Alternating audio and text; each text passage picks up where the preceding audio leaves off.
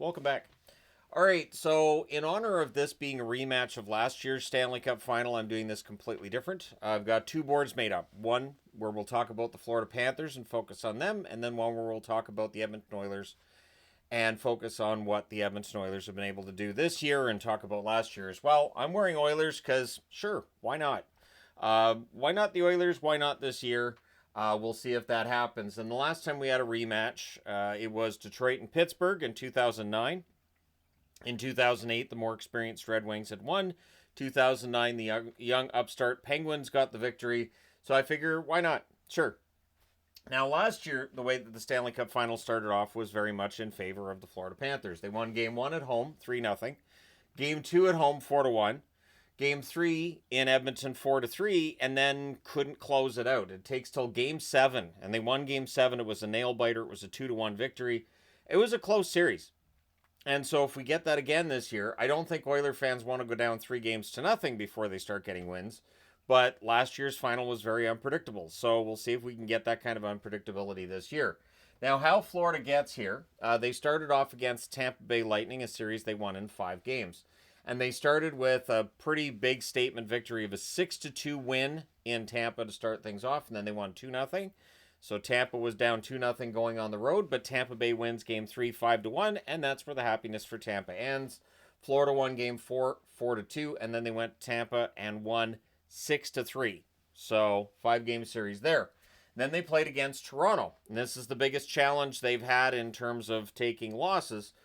Toronto won Game 1 5-4. They won Game 2 4-3. The key was Game 3. Florida wins that one in overtime 5-4. If Toronto had won that game, we may have a Toronto-Edmonton Stanley Cup final, but they didn't. So Florida wins Game 4 2-0. They even up the series. Then they won 6-1 in Toronto to go up 3-2. Toronto with a bit of a surprise with the 2-0 victory in Game 6 in Florida, and then Florida wins again in Game 7 6-1 in Toronto. Then we go to Carolina. Florida won in Carolina 5-2. Then they won in Carolina 5-0. Florida won at home 6-2, and then Carolina wins Game 4 to stretch the series out a bit with a 3-0 win, and then Florida won in Carolina 5-3. The first thing that stands out here is Florida's been on the road every single series in these playoffs to start with, and they'll be starting in Edmonton this time around too. They did have home ice last time, so that is definitely a difference. Looking at the scoring leaders for this Florida Panthers team and a couple other notables, Barkov, 17 games, 6 goals, 11 assists, 17 points. No surprise he leads them in scoring. Bennett, 17 games, 10 goals, 6 assists, 16 points. Bennett keeps sending up the price for his next contract. Every goal adds another million, or something along those lines. Matthew Tkachuk, 17 games, 5 goals, 11 assists, 16 points. Brad Marchand has fit right in. 17 games, 4 goals, 10 assists, 14 points. Carter Verhaeghe, 17 games, 6 goals, 8 assists, 14 points. Sam Reinhart, 15 games, 4 goals, 9 assists, 13 points. They did not miss a beat without Reinhart in the lineup. Luostarinen, 17 games, also 4 goals, 9 assists, 13 points. Anton Lundell, 17 games, 5 goals, 7 assists, 12 points. Ekblad, 13 games, 3 goals, 8 assists, 11 points. Rodriguez, 15 games, finally got a goal in the last game to go with his 10 assists for 11 points. Seth Jones, notable, 17 games, 3 goals, 4 assists, 7 points, playing a ton on their blue line. And Gustav Forsling, very dangerous defenseman, 17 games, 1 goal, 3 assists, 4 points, also elite defensively. Bobrovsky, 12-5, 9-12 save percentage. Bobrovsky's got better. He had a bit of a tough start to that series against Toronto, and since then he's been basically lights out. Now, the exits from last year's team for Florida are as follows: Ekman Larson, Lomberg, Montour, Okposo, Stenlund, and Tarasenko. And I just went by guys who played in Game 7 of last year's Stanley Cup final, so not worried about the players that were not playing in that game. So some notable exits for Florida, but basically the team remains just as tough this year, if not tougher than last year. So we'll see how everything goes. Now, looking at their lineup in their last game, and I got these lines from Daily Faceoff: Rodriguez, Barkov, Reinhart. Excellent top line. One of the things with Evan Rodriguez, he can move up and down the lineup very easily. He really is a Swiss Army knife of a player. Second line, Verhaeghe, Bennett, and Tkachuk. Bennett, I'm sure, is going to score some more points in this, and I'm guessing Bennett will be involved in some plays that Oiler fans don't like, because that's Bennett's game. Third line of Lusterinen, Lundell, and Marchand has been fantastic. Honestly, absolutely fantastic. And that level of depth is going to be difficult for the Oilers to deal with. On the fourth line, Greer, Nosek, and Gadjevich. So definitely a gritty fourth line, and the kind of fourth line that feels like is a throwback to the old Devils, the old Stanley Cup winning Devils. On the blue line, Forsling, Ekblad, Kulikov, Jones, Schmidt, and Mikkola. It's a team that has a couple of guys you could argue are the top guy, but what they have on that blue line is any of those six in any given game can be the hero. And we've had a lot of goals from that blue line so far in these playoffs. Edmonton's going to be trying to choke that off, of course. In net, Bobrovsky and Vanacek. Vanacek won't be seeing the net unless it's a lopsided game score in favor of Edmonton. He hasn't played a minute yet in these playoffs. I don't see any reason why he'll play a minute in the final either. But looking at the team numbers, goals scored per game, 3.88 for the Florida Panthers. Strong numbers. Defensively, fantastic playoffs so far. 2.29 goals against per game. And so that number, it feels like, has been coming down as the playoffs go along. Their power play, 23.2%. Their penalty kill, very effective at 87.9%. Their hits per 60 minutes, high. 47.05 hits per 60 minutes played in these playoffs. Blocks per 60 minutes, 14.43. If they lead after the first, they're 7-0 in these playoffs. If they lead after the second, they are 10-0. Florida, very difficult to get that comeback victory against. If they're trailing after the first period, they're 2-1. If they're trailing after the second period, they're 1-4. So less likely to have that comeback in the if they're trailing after the second, but if they're trailing after the first, there's still a good chance they're going to win. If they score first in these playoffs, they're 9-2. When they don't score first, when they're trailing first, they're 3-3. Now looking at the scoring by period, and then we'll go over to the Edmonton board. They've outscored the opposition in every period of hockey. 17-13 in the first, 21-11 in the second, 27-15 in the third, and they scored the only overtime goal needed, this one here against Toronto. Outside of that, Florida hasn't been in overtime at all. So this is a team that's stayed relatively healthy. They've not played a lot of extra time, and they should be well rested by the time Wednesday's game one rolls around. So this final should be about as fair as it can be, considering the time off, both teams' relative health, although we'll get into that on the Edmonton side of things too. And it should be a very, very entertaining final. But let's go to the board with Edmonton on it. So last year's final, the Edmonton Oilers, they won games 4, 5, and 6 to force game 7, but they don't have a win on their board for game 7 because they lost it. But those wins were ridiculous. Game 4, they won 8-1. That's how you avoid elimination. Just keep scoring goals. Game 5 in Florida, they won 5-3, and then they came home and they won 5-1 in game 6. Absolutely ridiculous game. Game 6 was. And so really looking forward to seeing how this final is going to turn out this year. There are some exits. I might as well talk about the exits for the Oilers off the hop here. Broberg, of course, taken with the offer sheet by St. Louis. So was Holloway. Cece, who was in the on the Dallas roster that got eliminated last night. Warren Fogle. Well, they eliminated Fogle in the first round. Ryan McLeod, who's in Buffalo. Derek Ryan, also another player not on their roster. And the Oilers have not lost a lot from last year's roster in terms of the core players.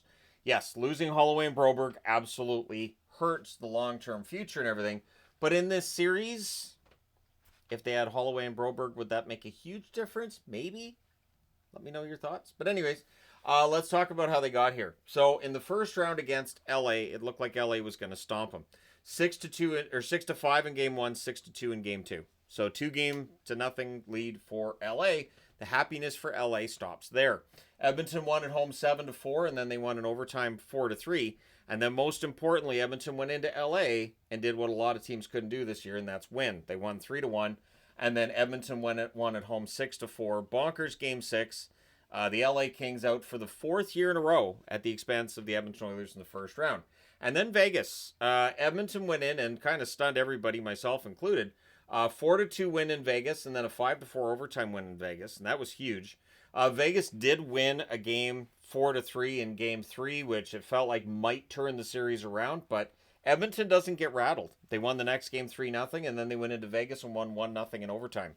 So they just didn't allow a goal. They're like, this whole allowing goals thing might be why we lost that game 3. Maybe we just shouldn't allow a goal. Cool. Good theory. So then against Dallas, Dallas wins game 1 by a score of 6-3, and all the happiness in Dallas stops after that.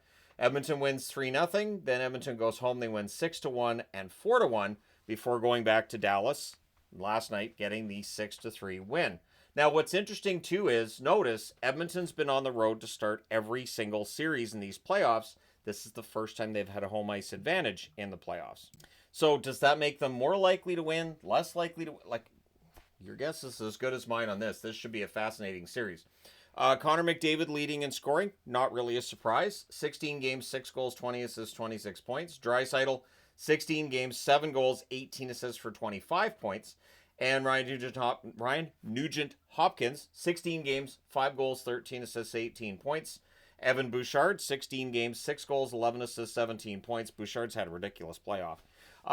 Evander Kane, 15 games, 5 goals, 6 assists, 11 points. I gave him 10 goals there. Zach Hyman, who is not going to be playing in this final, 15 games, 5 goals, 6 assists, 11 points. They're going to miss Hyman's physicality. They're going to miss his net front presence. The good news being that there is a next man up mentality in Edmonton, same as there is in Florida, and there is a quiet confidence that both of these teams play with, so I don't expect it to rattle Edmonton at all. We didn't see any sign of that last night against Dallas. I don't expect to see that against Florida either. And then Perry, 16 games, 7 goals, 3 assists, 10 points. Corey Perry's been excellent throughout these playoffs. Going to Edmonton has definitely extended his career. Connor Brown, 14 games, 5 goals, 3 assists, 8 points. We'll see if he's good to go in this series. Adam Henrique, 16 games, 4 goals, 2 assists, 6 points. Jake Wallman and Vasily Podkolzin both have 16 games, 1 goal, 5 assists, 6 points. Kasperi Kapanen, 3 goals in 7 games, suddenly looking a little dangerous. We know he has the speed, but if that finishing stays like that, you never know. Matthias Ekholm made his return to the Oilers lineup, got an assist. So Ekholm has played 1 game so far in these playoffs. Felt like it was an important one, sends them to the Stanley Cup final. The goaltending has been bizarre. Skinner was awful to start the playoffs, but he's 6-4 with a .904 save percentage at this point.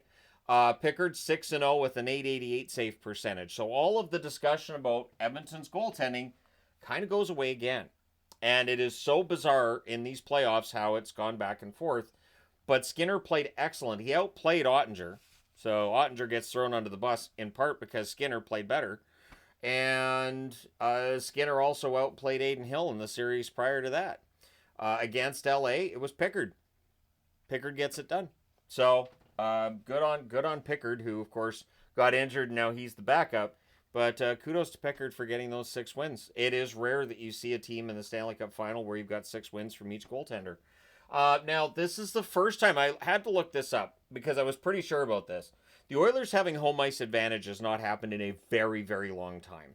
For all of the discussion about how Canadian teams don't win in the playoffs, try having home ice advantage in that Stanley Cup final. It might help. And so this is the first time the Oilers have had home ice advantage in the Stanley Cup final since 1988. It's been a while. So that could be something that really helps, knowing that Game 7, instead of going to Sunrise, you're going to have that game in Edmonton. You just never know. Now looking at the lineup, and much like Florida's, it's hard to find a weakness here. On the first line, Nugent Hopkins, McDavid, and Perry, and of course Nugent Hopkins can take faceoffs and play at center. Kane, Draisaitl, Kapanen on the second line, Podkolzin, Janmark, Arvidsson on the third line. And then on the fourth line, Jeff Skinner's jumped in. He had a goal, so his first ever playoff goal. Henrique and Frederick also rounding out the forward group. And I'm sure that there'll be some discussion about which forward group's stronger. Both teams have a decent enough fourth line, and both teams have a pretty strong top 6. And they've used depth scoring against the opposition in these playoffs thus far. On the blue line, Ekholm, Bouchard, Nurse, Kulak, Wallman, and Klingberg. And it's been great watching Klingberg kind of reclaim his career during these playoffs. And of course, in net, as I previously mentioned, both Skinner and Pickard. Now, looking at the scoring for this team, 4.09 goals scored per game. So they're scoring at a better rate than Florida. Barely, but still ahead of Florida. Their goals against per game definitely higher than Florida's at 2.81. But if you look at some of the ugly results early in the playoffs, that's going to skew those numbers in the negative. Their power play at 30%, excellent. Their penalty kill needs to be better, 66%. that's not going to get it done. So they need to be better against Florida. And the interesting thing is, I have said with Edmonton in every series, their penalty kill needs to be better. And sometimes it is, sometimes it's not. 38.72 hits per 60 minutes is less than Florida, but still, Edmonton's able to throw hits. 17.38 blocks per 60 minutes. That is actually more than Florida, so more shot blocking from the Oilers than from the Panthers. If the Oilers are leading after the first, they're 7-0, the same as Florida. But if they're leading after the second, they're 7-1. So that's a little bit different. If they're trailing after the first, they're 3-2. So both Florida and Edmonton are good at the comeback wins. And if Edmonton's trailing after two, they're 3-3. So there's always a chance with Edmonton if they're trailing after 2 periods of play.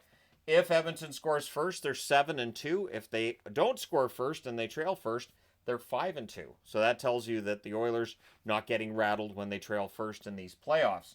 Now you look at scoring by period. It was nice of Dallas to help fix this first period for Edmonton. Dallas didn't score in first periods in that last series, so now Edmonton's got a positive in every period. 18-14 in the first, 18-16 in the second, 26-15 in the third. So Florida's going to have to really keep Edmonton out of their net in the third period. And then in the overtime, all 3 games that went to overtime for the Oilers this year, they've won. So the Oilers perfect in overtime. Florida's perfect in overtime, but just the one overtime game so far. And much like Florida, a lot of their players are in the lineup. I know I said healthy with Florida, but I want to make it clear, playing. Most of their key guys are playing. Does not necessarily mean they're healthy, just that they're playing. And so, yeah, we'll see how things go for the Oilers in this series. I do like the Oilers' chances this year. I do. I know that a lot of people are going to take Florida, and for various reasons, some for cynical reasons, some because they really want to see Florida win again. I think Edmonton's got a good shot. So, sure. We'll see how things turn out, but let me know your thoughts in the comment section below as always. Hit like and subscribe in the event you may not have done so already. It should be a lot of fun. Really looking forward to this.